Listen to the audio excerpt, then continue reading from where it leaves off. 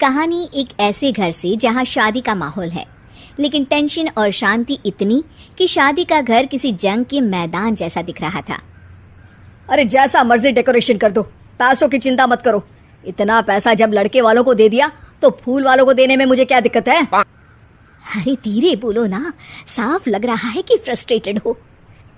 अरे तुम तो चुप ही रहो। एक बेटी संभाल नहीं पाई।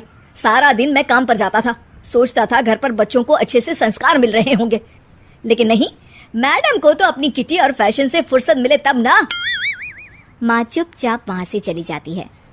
समझ में नहीं आता कि आखिर शर्मा खानदान में हो क्या रहा है। कल तक चिड़िया सी फुदकने वाली शीना की शादी यूं अचानक एक मोटे काले लड़के से क्यों हो रही है?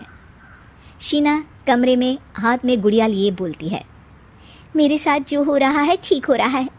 तुम तो सब जानती हो, साहिल मेरे लिए भगवान है। अब जब वो ही नहीं मिला तो फिर कोई भी हो, जिंदगी ही तो जीनी है, जी लेंगे। बाहर शीना की बुआ किसी से बात करती है। अरे मोटा नहीं, उसे तो खाते पीते घर का कहते हैं। अब ओबेरॉय का नाम भी किसी को बताने वाली बात है। उनका इकलौता लड़का तो करोड़ों की सामी तो है ही। अरे हमारी शीना बिटिया तो रानी बनेगी, रानी। इन सब के बीच कहीं कोने पर शीना हाथ में मेहंदी सजाए बैठी थी और आंखों में आंसू सजाए।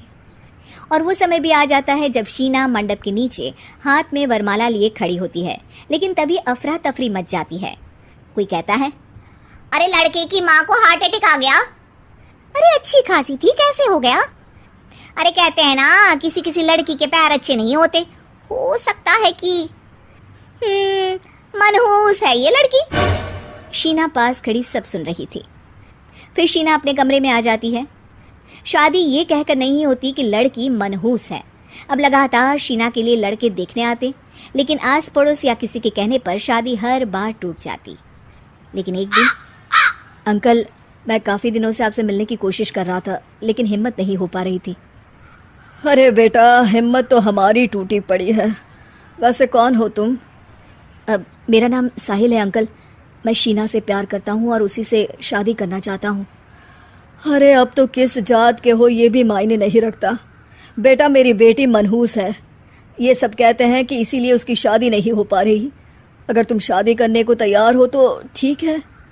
शीना की शादी साहिल से हो जाती है। अगले दिन साहिल की माँ का देहांत हो जाता है और एक बार फिर लोग शीना को अपशकुनी कहने लगते हैं। अरे खा गई दीदी को ये।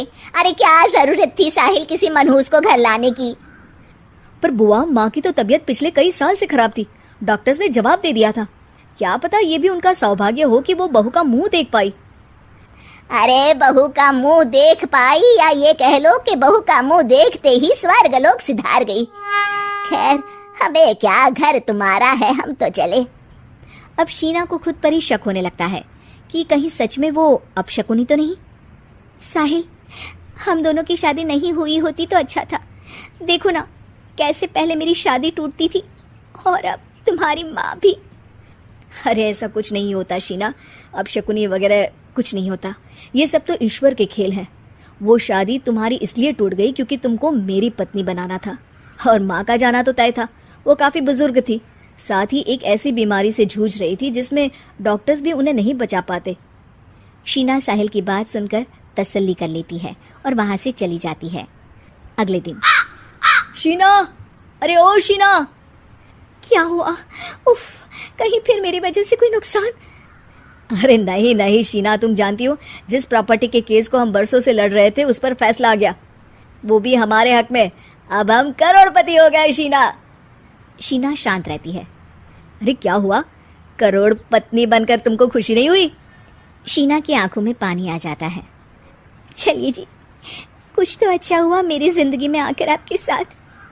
साहिल शीना को गले लगाकर कहता है, मेरी नई नौकरी भी तुम्हारे ही आने से लगी। ये प्रॉपर्टी का केस जीता, सब कुछ तो तुम्हारे आने के बाद ही हुआ। फिर तुम मनहूस कैसे? ये सुनकर शीना खुश हो जाती है।